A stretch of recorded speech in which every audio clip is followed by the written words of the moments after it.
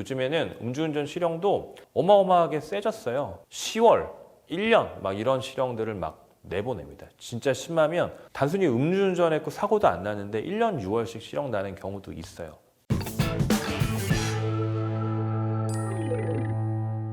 소주 한두 잔 먹고 운전하는 사람들도 있는데 그 정도도 안 돼요? 소주 한두 잔?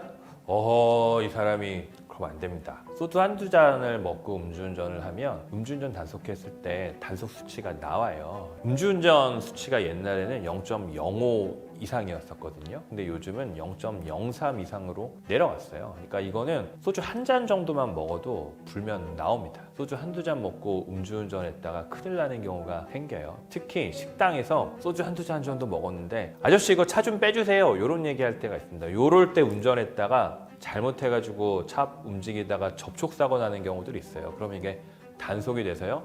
접촉사고 났으니까 교통사고도 되고요. 음주운전 교통사고가 됩니다. 조심해야 돼요. 음주 측정할 때 시간 끌면 막 유리하다고 하는 사람들도 있는데 맞아요? 음주 측정하라고 경찰관이 몇 번 얘기하다가 이렇게 하면 당신 음주 측정 거부됩니다 라고 경고해요. 그래서 부세요 이렇게 3번 얘기하고 그래도 안 불면 음주 측정 거부로 처벌합니다. 중요한 부분이 있어요. 음주 측정에서 수치가 나오는 게 처벌이 셀까요? 음주 측정을 거부하는 게 처벌이 셀까요? 어떻게 생각하세요? 음주 측정 거부가 훨씬 더 셉니다. 음주 측정 거부는 이렇게 생각하는 거예요. 네가 음주 측정을 할 수 없을 정도로 술을 많이 먹었지? 그러니까 음주운전 중에서 최고의 수치로 너는 술을 먹은 거야 라고 봐서 그렇게 처벌해요. 그래서 음주 측정 거부는 어마어마하게 셉니다. 음주 측정 거부만으로도 집행유예 날 수 있어요. 실형도 날 수 있죠. 어떻게 생각하세요? 음주운전도 보험 처리 되지 않아요? 음주운전 보험 처리를 해주면 불법을 보험으로 처리해주는 거잖아요. 이거 안 되겠죠. 보험이라는 건요, 기본적으로 우연히 일어나는 사고에 대해서 그런 사고가 있을 위험이 있는 여러 사람들이 펀딩을 해가지고요. 그 펀딩한 돈으로 보험금을 지급해 주는 거예요. 그러면 음주운전을 보험 처리해주면요, 불법을 저지르는 거를 펀딩해가지고 보험금을 준다는 거죠. 이거 되겠어요?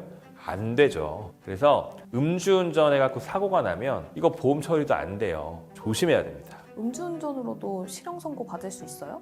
자, 요거는 옛날이랑 요즘이랑이 다릅니다. 옛날에 O 비스무리한 세모였었고요. 요즘은 X입니다. X.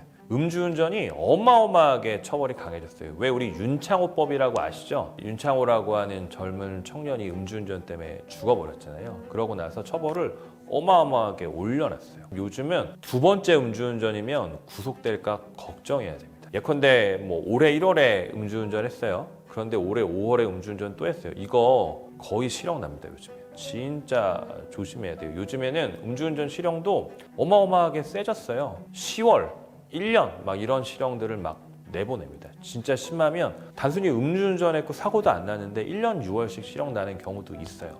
요즘은 음주운전에 대해서 엄벌해야 한다는 사회적 합의가 완성됐습니다. 정말 조심해야 돼요. 음주운전으로 단속되면 무죄가 불가능한가요?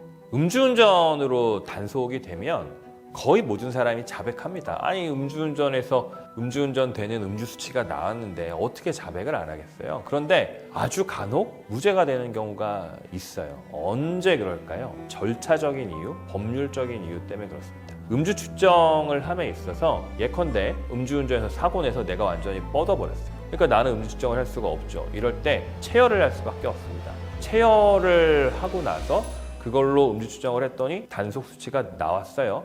그런데 이 체열을 하는 게요, 영장주의를 지켜야 됩니다. 이 사람의 피를 체열해서 하는 거에 대해서 영장을 받아야 돼요. 이거 영장을 제대로 안 받으면 영장주의를 위배했다고 해서 이 체열한 결과를 증거로 못 써요. 그러면 이 사람 음주 수치를 넘었다는 증거가 없는 거잖아요. 그래서 음주운전으로 처벌을 못 합니다. 또 이런 경우도 있어요. 예컨대 0.03 이상이 단속 수치인데 0.031 내지는 0.03 이렇게 칼날같이 나오는 경우들이 있습니다. 이런 경우에는 이게 과연 제대로 측정한 건가?